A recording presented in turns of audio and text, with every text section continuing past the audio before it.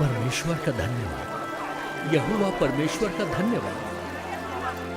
पीछा करते मिस्र के सैनिकों से बचने के बाद जब तक वे सिनाई पर्वत पर नहीं आ गए, तब तक मूसा इज़राइलियों को दक्षिण की ओर ले जाते रहे।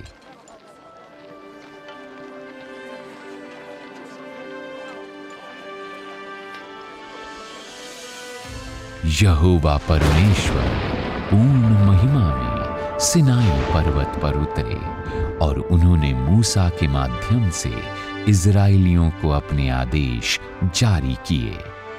परमेश्वर ने ये सारे वचन बोले और कहा, तू मुझे छोड़ दूसरों को ईश्वर करके ना मानना, तू अपने लिए कोई मूर्ति खोद कर ना बनाना, ना किसी की प्रतिमा बनाना, तू उनको दंडवत ना करना और ना उनकी उपासना करना, तू व्यर्थ में अपने परमेश्वर यहोवा का नाम नहीं लेगा।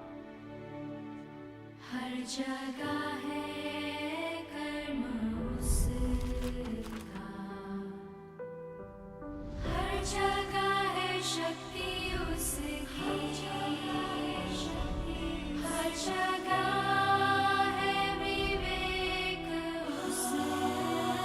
इज़राइलियों को मिस्र से बाहर ले जाने के बाद परमेश्वर ने आज्ञा, शिक्षा, प्रतिबंध और आदेश जैसी व्यवस्थाएं जारी की।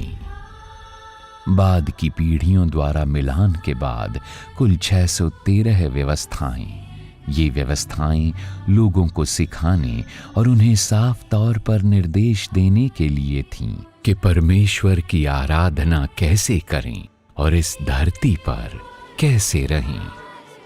ये आदेश और व्यवस्थाएं इंसान को जीने के बारे में मार्गदर्शन देने, उनके बर्ताव को नियमित करने के लिए थीं और नैतिक मानदंडों को मापने के लिए सबसे पुरानी विस्तृत शर्तें थीं।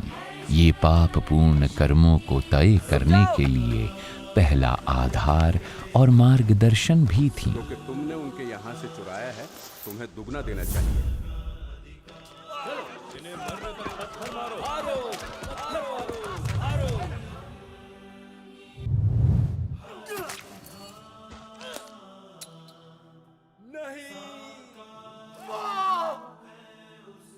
इन्होंने संविधान स्थापित करने पर बाद की पीढ़ियों के लिए संकेत और मानक प्रदान किए।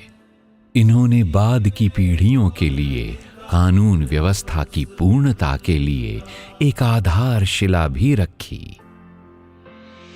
बहुत से आधुनिक कानूनी प्रावधानों और अदालती धारणाओं पर इन व्यवस्थाओं का गहरा असर पड़ा है। मिसाल के तौर पर हत्या, बलात्कार, डकैती, मानहानि और गबन 10 आज्ञा पत्रों के आधार पर ही अपराध घोषित किए गए। जो आज्ञा पत्र और व्यवस्थाएं यहोवा परमेश्वर ने इज़राइलियों के लिए जारी की, उनका गहरा असर न सिर्फ इंसानी कानून पर पड़ा, बल्कि उन्होंने नैतिक सभ्यता और इंसानी समाज में लोकतांत्रिक संस्थाओं को स्थापित करने और बनाने में एक अहम भूमिका अदा की।